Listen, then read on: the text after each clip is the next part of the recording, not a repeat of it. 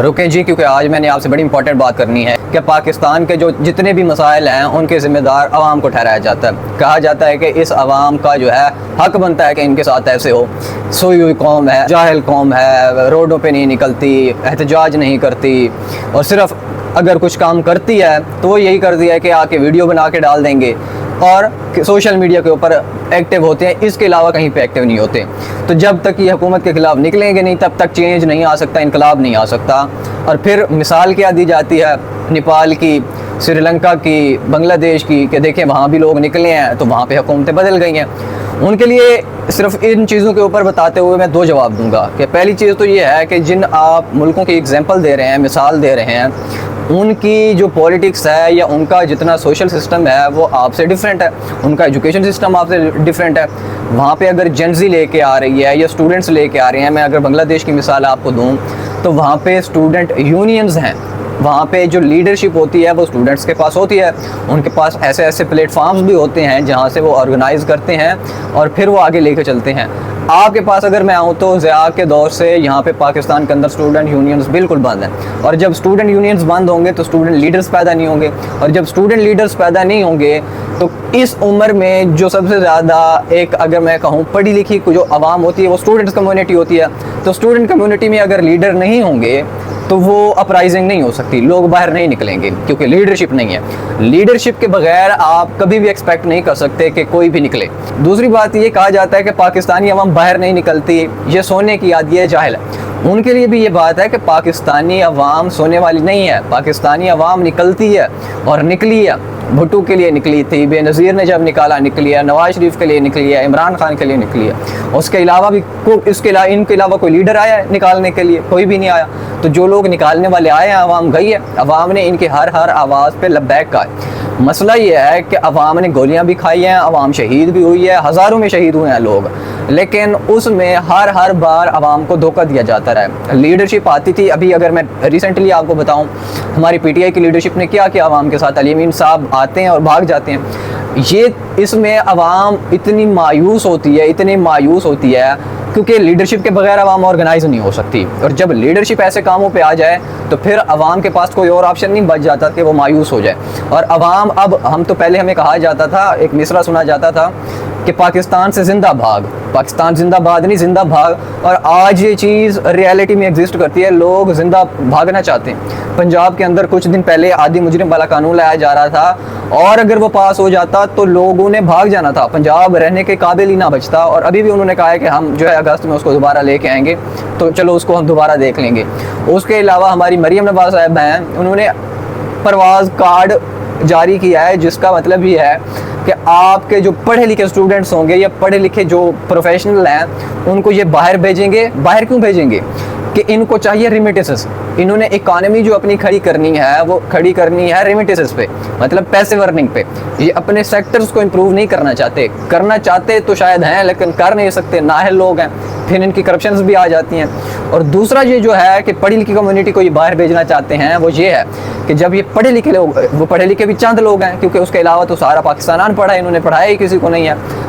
तो जो पीछे लोग रह जाएंगे उनको ये मैनिपुलेट कर लेंगे, उनको अपने राइट्स का, अपने हकूक़ की अवेयरनेस नहीं होगी, उनके ऊपर ये जो है ज़बरदस्तियाँ करते रहेंगे, अपने अजीब किस्म के कानून भी लगाते रहेंगे। तो ये असल में पाकिस्तान को अफ़गानिस्तान बनाना चाहते हैं। अफ़गानिस्तान के साथ भी यही हुआ कि जो इंटेलेक्चुअल क्लास थी वो निकल के चली गई और पीछे अब वो तालिबान बचे हुए हैं। खैर वो तालिबान जो थे उन्होंने अपनी गवर्नमेंट को भी ऐसा टीका लगाया ना, इनको भी टीका लगेगा जो ये पाकिस्तान के साथ कर रहे हैं। अच्छा जी, दूसरी बात ये की जाती है कि सोशल मीडिया के ऊपर आके आप व्यूज़ के चक्रों में लगे हुए हैं। सोशल मीडिया कुछ नहीं करेगा। उनके लिए भी दो तीन चीज़ें मैं बताता चलूँ कि सोशल मीडिया या मीडिया अगर कोई वर्थ ना रखता होता, इसकी कोई इंपॉर्टेंस ना होती, तो अरशद शरीफ को शहीद क्यों किया जाता? उसके अलावा भी सैकड़ों दर्जनों ऐसे सहाफ़ी हैं जिनको उठाया जाता है, ज़बरदस्ती उन पर की जाती है, काल कोठरियों में रखा जाता है, कईयों को शहीद किया गया, फोर्स्ड डिसअपीयरेंसेस की गई। तो आपको पता ये होना चाहिए कि रियासत आज़ाद आवाज़ से डरती है, क्योंकि आज़ाद आवाज़ का एक ऐसा इम्पैक्ट होता है जो उसके लिए ख़तरनाक होता है। सोशल मीडिया के ऊपर या मीडिया के ऊपर अगर कोई आज़ाद आवाज़ है, कोई अवामी आवाज़ है, तो उसके साथ आप खड़े हुआ करें। अगर मैं अभी अपनी आवाज़ बताऊँ आपको, मैं हूँ, इस तरह के और भी हज़ारों नौजवान ऐसे हैं जो अवामी मसाइल पे बात करते हैं, और आप लोग इनको नहीं सुनते। आप लोग किनको सुनते हैं? आप लोग वही जो मीडिया हाउसेस हैं, जो हमेशा से स्टेट के पिट्ठू बन के आते रहे हैं, स्टेट मशीनरी पे ही काम करते हैं, और आप लोग उनको मिलियंस में व्यूअरशिप देते हैं। उनका व्यूअर कौन है? आप लोग हैं। आप लोग क्या कहते हैं कि आप, अगर हम रिसेंट टाइम्स की दोबारा मैं बात करूं कि भाई इमरान खान को फरवरी में हमने 80% अवाम ने वोट दिया था, अगर उसी इमरान खान का नाम लेना भी वहाँ पे इजाज़त नहीं है, तो उस मीडिया को आप क्यों सुन रहे हैं? क्यों आप बाइकआउट नहीं कर सकते? आपको वो आके वो तड़के वाले आपको टॉक शोज़ दिखा देंगे। ईरान और अमेरिका की जंग के ऊपर टॉक शोज़ हो रहे हैं, कभी वही इमरान खान छूट रहा है, शहबाज शरीफ की गवर्नमेंट जा रही है, ये बातें चलती रहेंगी और आप इन लोगों को सुनते रहते हैं। और वो इस तरह की तड़के वाली बातें क्यों करते हैं? क्योंकि उन्हें व्यूअर चाहिए। उनके जो एड इकोनॉमी है ना, मतलब जो एड्स चलते हैं, उनके तो अरबों रुपए की इकोनॉमी है। अगर आज आप उन लोगों को देखना छोड़ दें तो उनके ऊपर प्रेशर डाल सकते हैं। सोशल मीडिया की ये पावर होती है, आप उनको देखना छोड़ दें। आप इस तरह से गलियों पे नहीं निकलना, आपको सोशल मीडिया पे निकलने की ज़रूरत है। जो काम आपके हाथ में है, जो आप अपने घर में लेटे लेटे फ़ोन यूज़ करते करते कर सकते हैं, वो काम आप क्यों नहीं करना चाहते कि आपके आगे जब भी किसी इलेक्ट्रॉनिक मीडिया, ये जो बड़े बड़े चैनल्स हैं, इनकी कोई भी वीडियो आए, किसी तरह भी तड़के वाली वीडियो आप ऊपर निकाल देनी है, आप फिर मज़े लेने बैठ जाएंगे, तो फिर उनको तो यही चीज़ चाहिए। और दूसरी बात ये है कि जो अवामी जिस तरह के भी यहाँ पे जर्नलिस्ट होते हैं, उनको शेयर किया करें, क्योंकि हुकूमत अरबों रुपए इस चीज़ के ऊपर लगाती है कि जो रियासत मुखालिफ बयानिया होता है, रियासत मुखालिफ का ये मतलब नहीं है कि दुश्मन वाला, बल्कि रियासत की जितनी भी शर्अंगेज़ियाँ होती हैं अवाम की तरफ, उनको जो बंदा आके एक्सपोज करना चाहता है, उसके ऊपर ये एक किस्म का शेडो बैन लगा देते हैं। शेडो बैन का मतलब ये होता है कि वीडियो अगर मैं बना रहा हूँ और सोशल मीडिया पे डाल रहा हूँ, तो उसके 100-150 से ज़्यादा व्यूज़ नहीं आएंगे। और शेडो बैन को सबसे ज़्यादा जो चीज़ तोड़ती है, वो आप लोगों का शेयर तोड़ता है। तो आप जब भी देखें ना कोई अवामी बंदा बात कर रहा है, उसको शेयर किया करें। और अवामी बंदे से मेरी ये बात नहीं है कि जो आके रियासत को गालियाँ दे रहा हो या जज्बात में आके गला फाड़ रहा हो, जो असल में अवामी मसाइल को आपको बता रहा हो और आपको समझ आए कि यार ये अक्ल इस्तेमाल कर रहा है, उसकी बात कर रहा हूँ। नहीं तो ये जो गालियाँ देने वाले हैं हुकूमत को, इनसे भी कोई मसला नहीं है। हुकूमत कहती है हमें गालियाँ देते रहो, कोई मसला नहीं है, लेकिन हमारे जो मसाइल हैं, या हम जिस तरह से सोसाइटी को खा रहे हैं ना, पी रहे हैं, वो चीज़ एक्सपोज नहीं होनी चाहिए। और अगर आप जाके वो गालियाँ देने वालों के व्यूज़ देखें तो वो भी मिलियंस में व्यूज़ ले रहे हैं। अच्छा जी, तो ये भी आपको बताना था कि अगर हुकूमत अरबों रुपए फायरवॉल लगाने के ऊपर लगाती है, अगर हुकूमत अरबों रुपए लगाती है हमारे जैसे जर्नलिस्ट के ऊपर शेडो बैन लगाने के लिए कि हमारी आवाज़ आवाम तक ना पहुँचे, तो इसका मतलब ये है कि हुकूमत को पता है कि हमारी आवाज़ में कितना दम है। आपको क्यों समझ नहीं आती कि अगर एक आज़ाद आवाज़ है तो आज़ाद आवाज़ में कितना दम होता है? ये आवाज़ ही होती है हकूक़ के लिए जो उठाई जाती है, वो ही अवाम को ऑर्गेनाइज़ करती है, और उसके बाद ही अवाम में आहिस्ता आहिस्ता जो है वो मोबिलाइजेशन पैदा होती है, कोई लीड करता है और फिर जाके आहिस्ता आहिस्ता चेंज आती है।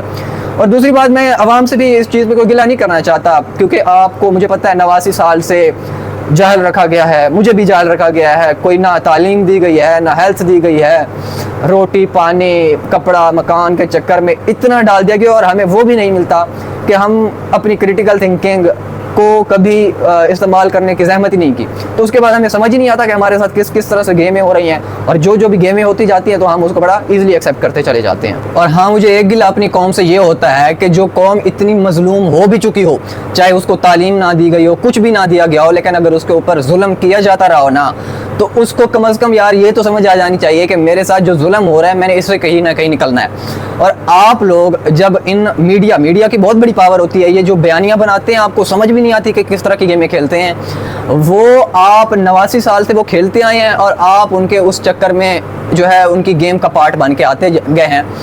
आपको ये देखना चाहिए कि पाकिस्तान के अवामी मसाइल क्या हैं। अनएम्प्लॉयमेंट रेट कितना है, पाकिस्तान में कितने लोग बेरोज़गार बैठे हुए हैं, जवान नस्ल बेरोज़गार बैठी हुई है, कितने पढ़े लिखे लोग बेरोज़गार बैठे हुए हैं, कितने लोग हैं जिनको पढ़ने नहीं दिया गया, वो अनपढ़े रह गए हैं। स्कूलों से बाहर बच्चों की तादाद कितनी है, 2.5 करोड़ बच्चा इस वक्त पूरे पाकिस्तान में बाहर है। दूसरा, चाइल्ड लेबर, छोटे छोटे बच्चे होते हैं 10-12 साल के, खेलने कूदने की उम्र में वो कमा रहे होते हैं, उनके हाथों में छाले पड़े हुए होते हैं। इन मसाइल का, उसके अलावा अगर मैं बात करूँ लोग खुदकुशियाँ करने पे आए हुए हैं, लोगों के वीज़े 10-10, 12-12 लाख लगा के बाहर जाना चाहते हैं और उनके वो 10-10, 12-12 लाख फंस जाते हैं, वीज़े नहीं लगते, उसके अंदर मसाइल आ जाते हैं। ये छोटे छोटे मसाइल है ना, इनके ऊपर कोई भी बात नहीं करता और आपको भी लगेगा कि ये छोटे मसले हैं। तो आपके हिसाब से बड़ा मसला क्या है कि ईरान ने कौन सा बम फेंका, अमेरिका ने कौन सा बम फेंका, एयरवाई के ऊपर कोई टॉक शो हो रहा है और आप 3-4 महीने से उसको सुनते आ रहे हैं। ये जो फिर आपको चस्के लेने की आदत लग जाती है, ठीक है, आलमी खबरें हैं वो सुने, गाहे गाहे सुन लेनी चाहिए, आपको खबर होनी चाहिए कि दुनिया में क्या चल रहा है, लेकिन क्या आपको ये भी पता है कि पाकिस्तान के अंदर क्या चल रहा है? नहीं पता, क्योंकि आप लोग उनको सुनते हैं, उन इलेक्ट्रॉनिक मीडिया चैनल को सुनते हैं जहाँ पे अवाम की बात कभी भी नहीं की जाएगी, जहाँ पे ये आपको जो मैंने अभी आपको अवामी मसाइल बताया उनमें से एक मसले को भी हाईलाइट नहीं किया जाएगा, ना उनके ऊपर कोई टॉक शो होगा और ना ही कोई रिसर्च वर्क होगा। तो अगर आप वाकई एहतजाज करना चाहते हो तो ऑनलाइन एहतजाज करो, आज से इनको देखना बंद करो, जो भी अवामी मसाइल को उठा के लेके चलते हैं उनको सुनना स्टार्ट करो और खुदारा उनको शेयर किया करो। जितने भी लोग होते हैं उनके ऊपर हुकूमत ने शेडो बैन लगा के रखा हुआ है, उनकी वीडियोस आपके सामने ही नहीं आती, आपके सामने बस वही फनी वीडियोस आएंगी, फजूल वीडियोस आएंगी, जिनका हुकूमत को पता है कि यार ये वाली वीडियोस इनके आगे जाती भी रहे ना,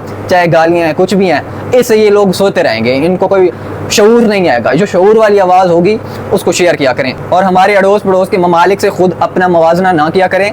हमारे मुल्क का कॉन्टेक्स्ट डिफरेंट है, हमारी तारीख़ मुख्तलिफ है, हमारी सियासत मुख्तलिफ है, हमारे नज़रियात मुख्तलिफ हैं, हमारी आर्मी मुख्तलिफ है, हमारी गवर्नमेंट मुख्तलिफ है, हमारे मकासद मुख्तलिफ हैं। तो उसके हिसाब से हमें जो अपना तौर तरीका है वो भी अपने हिसाब से डिसाइड करना होगा। और इससे बेहतरीन जो मैंने भी आपको बताया कि आप शुरू ऑनलाइन से कर सकते हैं, ये नहीं कि ऑनलाइन पे ही रह जाना है, शुरू ऑनलाइन से कर सकते हैं, सोशल मीडिया से कर सकते हैं और वो भरपूर करें आप लोग।